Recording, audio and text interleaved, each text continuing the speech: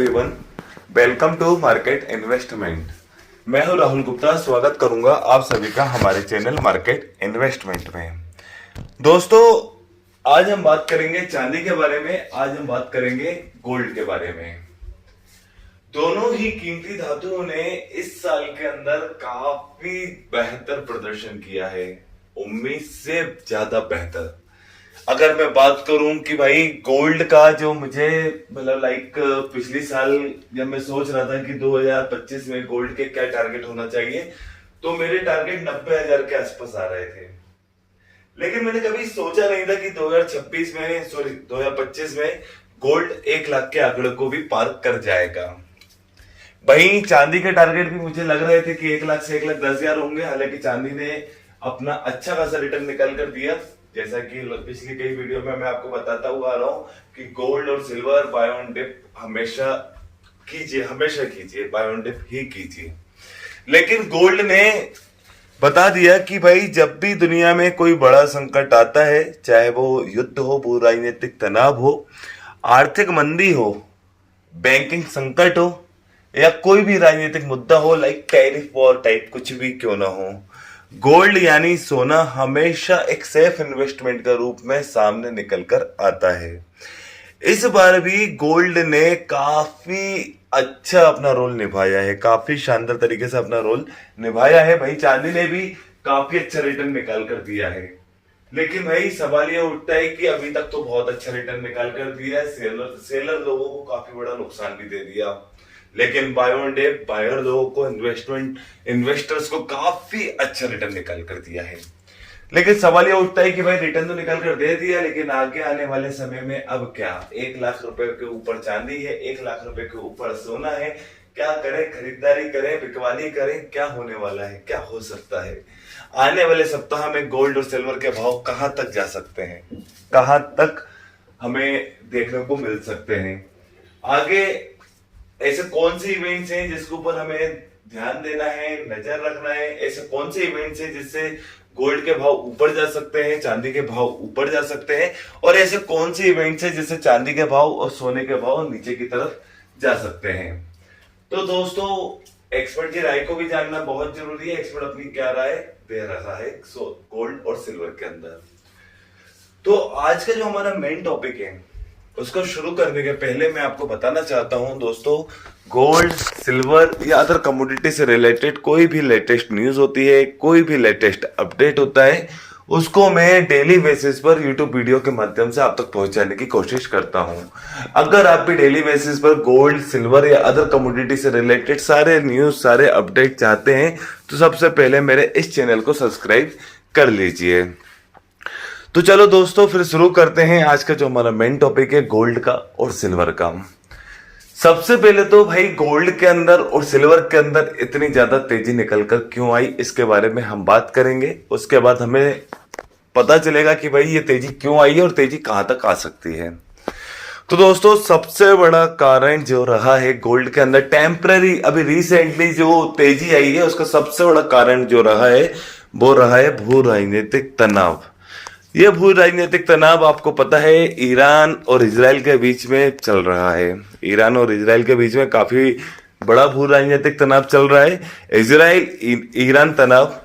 और इसके अलावा इसके पहले अगर हम बात करें, रूस यूक्रेन तनाव भी था, भारत पाकिस्तान का तनाव भी था। लेकिन अभी रिसेंटली ईरान और इजराइल का जो बीच में जो युद्ध की स्थिति बनी हुई है और जो लगातार हमले भी हो रहे हैं, उससे काफी ज्यादा इन्वेस्टर सेफ इन्वेस्टमेंट के रूप में गोल्ड को पसंद कर रहे हैं। जोखिम पूर्ण निवेश को छोड़कर सेफ इन्वेस्टमेंट की तरफ निवेशक आ रहे हैं एंड गोल्ड को काफी ज्यादा पसंद किया जा रहा है। गोल्ड ने फिर से साबित कर दिया कि भाई सेफ इन्वेस्टमेंट के रूप में सबसे अच्छा विकल्प गोल्ड ही है। काफी शानदार रिटर्न है एंड सिल्वर भी। एंड अगर मैं बात करूं भाई भू राजनीतिक तनाव के साथ साथ, अभी रिसेंट में जो अमेरिका के आर्थिक डेटा निकलकर सामने आए हैं, like CPI data, PPI data, ये काफी ज्यादा अच्छे रहे हैं, जिससे क्या है फेड को काफी ज्यादा आसानी होने वाली है ब्याज दरों को कम करने में। यानी ब्याज दर कम करने के लिए डेटा अच्छे आए हैं। तो लाइक हो सकता है कि आने वाले कुछ दिनों में या महीनों में जब भी फेड की मीटिंग हो, सितंबर वाले महीने में फेड की मीटिंग हो, तो हो सकता है फेड अपनी ब्याज दरों के अंदर कटौती कर दे, ऐसी उम्मीद लगाई जा रही है। जब से ब्याज दर कट होने की उम्मीद बढ़ी है, तब से हम देख रहे हैं कि भाई डॉलर इंडेक्स के अंदर दबाव काफी ज्यादा बना है। अब कम ब्याज दरें, आपको पता है कि भाई कम ब्याज दरें गोल्ड को काफी ज्यादा आकर्षित करती हैं, कमजोर ब्याज दरें गोल्ड को काफी ज्यादा ऊपर की तरफ लेकर जाती हैं। अब ब्याज दर कम होने की उम्मीद से गोल्ड इतना ऊपर है, तो ब्याज दर कम हो जाएगा तब गोल्ड कितना ऊपर आएगा। तो कमजोर ब्याज दरें गोल्ड और सिल्वर को काफी ज्यादा आकर्षित करती है। अब जब से ब्याज दर कम होने की उम्मीद आई है, तब से हम देख रहे हैं कि भाई डॉलर के ऊपर भी दबाव बना है, डॉलर 98 के आसपास सस्टेन कर रहा है। अब डॉलर इंडेक्स नीचे की तरफ है, तो भाई स्वाभाविक बात है गोल्ड ऊपर की तरफ जाएगा, क्योंकि दोनों एक दूसरे से बिल्कुल अपोजिट चलते हैं। डॉलर नीचे जाता है तो गोल्ड के भाव ऊपर की तरफ देखते हैं, और डॉलर ऊपर की तरफ जाता है तो गोल्ड के भाव नीचे की तरफ देखते हैं। तो भाई डॉलर इंडेक्स के अंदर भी काफी बड़ी गिरावट हमें देखने को मिली है। तो भाई ये थोड़े बहुत रीजन रहे हैं जिससे काफी ज्यादा गोल्ड को बुलिश ट्रेंड देखने को मिला। एक रीजन भाई अमेरिका की साइड से लगातार टैरिफ और टैरिफ को लगाने की धमकियां, जिससे काफी ज्यादा अनिश्चितता का माहौल है। तो भाई गोल्ड के लिए काफी ज्यादा पॉजिटिव न्यूज है।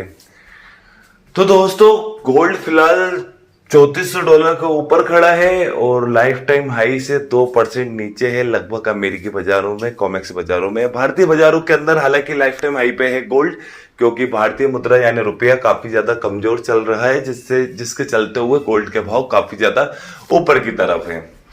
अब दोस्तों ये तो भाई बात हो गई अभी तक तेजी आने की। अब इस वीक के अंदर कौन सी न्यूज है जिसके ऊपर नजर रखना है, अब मैं आपको बताता हूँ मेन चीज। भाई नेक्स्ट वीक के अंदर गोल्ड आपको 98,500 से 1,02,000 के बीच में दिख सकता है। भाई 98,500 किस स्थिति में दिखेगा वो भी मैं आपको बता देता हूं कि भाई हल्की फुल्की प्रॉफिट बुकिंग तो हो सकता है, थोड़ा सा सेलिंग प्रेशर बने अगर ऐसा होता है तो। और दूसरा कि भाई ये युद्ध जो भी चल रहा है ईरान और इजराइल के बीच में, अगर इसमें किसी तरह का कोई सीज फायर होता है, संघर्ष विराम होता है, या ये युद्ध किसी भी तरीके से कम होता है, तो भाई हो सकता है कि आपको वापस गोल्ड के भाव के अंदर मंदी देखने को मिले और सिल्वर के भाव के अंदर भी थोड़ी सी मंदी देखने को मिले। पहला रीजन। दूसरा, अगर टैरिफ को लेकर अमेरिका की साइड से या चाइना की साइड से और समझौते होते हैं और अगर नरमी देखने को मिलेगी, तो गोल्ड के भाव आपको 98,500 तक आते हुए दिखाई दे सकते हैं। लेकिन दोस्तों अभी फिलहाल में जो न्यूज है वो है ईरान और इजराइल के काफी ज्यादा तनाव जो बढ़ता हुआ जा रहा है, जिसमें ईरान ने यह भी बोला है कि भाई अगर किसी भी तरीके से अमेरिका अगर हस्तक्षेप करता है, इजराइल का समर्थन करता है, तो वो अमेरिकी ठिकानों पर भी हमला करेंगे। अमेरिकी ठिकाने लाइक कतर हो गया, इराक हो गया, तो भाई यहाँ पे अमेरिकी ठिकाने उस पर भी हमला करेंगे। अगर इस युद्ध में किसी भी तरीके से ईरान और इजराइल के साथ अगर अमेरिका शामिल होता है या कोई दूसरा देश शामिल होता है, तो भाई आप ये समझ लीजिए गोल्ड के अंदर बहुत बड़ी तेजी देखने को मिल सकती है। फिर कोई चीज कहना मतलब अभी से गलत होगा कि भाई गोल्ड 1,05,000 आ सकता है कि 10,000 आ सकता है कि 15,000 आ सकता है। अगर अमेरिका हस्तक्षेप करता है इन सब चीजों के बीच में और अमेरिका को बीच में लाया जाता है या किसी भी तरीके से अमेरिका बीच में आता है, तो भाई आप तैयार रहिए गोल्ड के बहुत बड़ी रैली के लिए। ठीक है, तो क्योंकि भाई अगर अमेरिकी एयरबेस के ऊपर अमेरिकी ठिकानों के ऊपर, अमेरिकी बेस के ऊपर हमला करना बहुत बड़ी बात है कि भाई वो इराक पे हमला करेंगे, कतर पे हमला करेंगे, यूएई पे हमला करेंगे, तो भाई ये काफी ज्यादा पैनिक हो सकता है। अगर ऐसी न्यूज निकल कर आती है तो गोल्ड का कोई टारगेट नहीं है, गोल्ड 1,02,000 भी जा सकता है, 1,05,000 भी जा सकता है, 1,10,000 भी जा सकता है, अगर ऐसी पैनिक सिचुएशन बनती है। ठीक है, तो गिरावट आने की फिलहाल में ये वजह हो सकती है, तेजी आने की फिलहाल में ये वजह है। ठीक है, एंड दोस्तों इस वीक के अंदर जो हमारा एक रेंज का टारगेट चल रहा है अभी की स्थिति में, जिस तरीके से न्यूज है मार्केट के अंदर, उस तरीके से गोल्ड 98,500 से 1,02,000 के बीच में हमें दिख सकता है। तो दोस्तों buy on dip best opportunity again gold के अंदर। अगर 98,500 गोल्ड के भाव देखने को मिलते हैं तो गिरावट पर खरीदारी कीजिए, लेकिन बात शर्त है कि स्टॉप लॉस होना बहुत जरूरी है, क्योंकि भाई किसी भी तरीके से युद्ध विराम हुआ, टैरिफ को लेकर नरमी हुई, तो पता चले गोल्ड नीचे की तरफ जा रहा है, आप खरीद कर बैठ जाए, तो भाई नजर रखना है आपको किस न्यूज से नीचे जा रहा है, न्यूज के ऊपर नजर रखना है कि भाई क्यों नीचे जा रहा है। अगर संघर्ष विराम होता है तो फिलहाल में खरीदारी पर ब्रेक लगाना चाहिए, बस थोड़ा सा इस पर ध्यान रखो। और जहां से भी खरीदारी करो वहां से एक स्टॉप लॉस तो जरूरी है, भले चाहे आप 90,000 का भाव भी क्यों ना मिले सोने का, वहां से भी खरीदारी करते हो तो वहां से भी स्टॉप लॉस लगाना है, क्योंकि विदाउट स्टॉप लॉस तो मार्केट के अंदर काम ही नहीं करना भाई, हमें बड़ा अपना नुकसान भी तो बचाना है। तो विदाउट स्टॉप लॉस मार्केट के अंदर काम नहीं करना, थोड़ी कैपेसिटी कम रखना है, क्योंकि 4 लोट के अंदर जितना बड़ा नुकसान हो, जितना बड़ा फायदा हो सकता है, उतना ही बड़ा फायदा उतना ही बड़ा नुकसान फिलहाल में एक लोट के अंदर हो रहा है। तो थोड़ा कम कैपेसिटी के साथ काम करो, स्टॉप लॉस लगाकर काम करो, न्यूज को ऊपर नजर रख के काम करो। नेक्स्ट वीक के अंदर गोल्ड 98,500 से लेके 1,02,000 और हो सकता है कि 1,03,000 तक भी जाते हुए दिखाई दे। कॉमेक्स बाजार के अंदर $3500 को ऊपर एक नया हाई बनाता हुआ दिखाई दे। अगर संघर्ष बढ़ते हैं तो पूरा राजनीतिक तनाव बढ़ते हैं। तो वही चांदी की बात करें तो चांदी के अंदर तो नरमी गर्मी दोनों देखने को मिलेगी।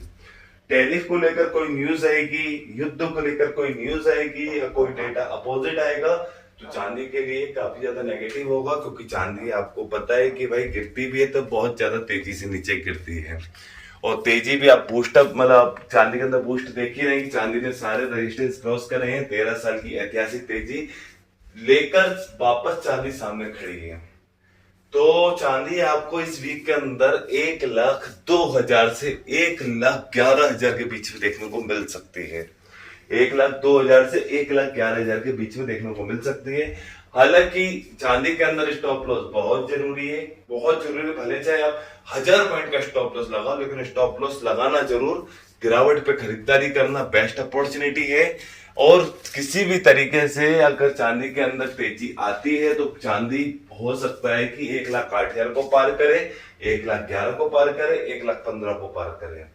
तो चांदी के अंदर बहुत सारी मतलब देखा जाए तो इस साल के अंदर तक काफी बड़ी रैली की एक संभावना भी जताई जा रही है। एक्सपर्ट लगातार कह रहे हैं कि चांदी के अंदर काफी बड़ी तेजी आपको देखने को मिलेगी। जैसे ही मांग के अंदर तेजी आएगी तो भाई आपको डिमांड में बहुत बड़ी तेजी देखने को मिलेगी, रेट में बहुत बड़ी तेजी देखने को मिलेगी। तो बाय ऑन डिप दोनों कमोडिटीज के लिए भाई सबसे बढ़िया सलाह है गिरावट पे खरीदारी करो, स्टॉप लॉस लगाओ, न्यूज पे नजर रखो, कम पोजीशन में काम करो। डेली बेसिस पर बहुत न्यूज आ रही है, उन न्यूज पे ध्यान रखो।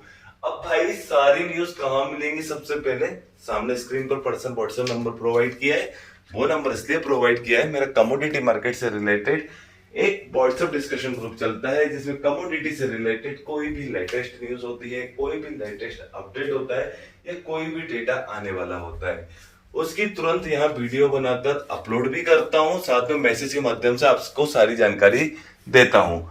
तो अगर आप भी व्हाट्सएप मैसेज के माध्यम से सबसे तेज अपडेट चाहते हैं तो सबसे पहले सामने दिए हुए नंबर पर जब व्हाट्सएप पे मैसेज कीजिए, आपके नंबर को मैं अपने कम्युनिटी ग्रुप में व्हाट्सएप ग्रुप में ऐड कर दूंगा।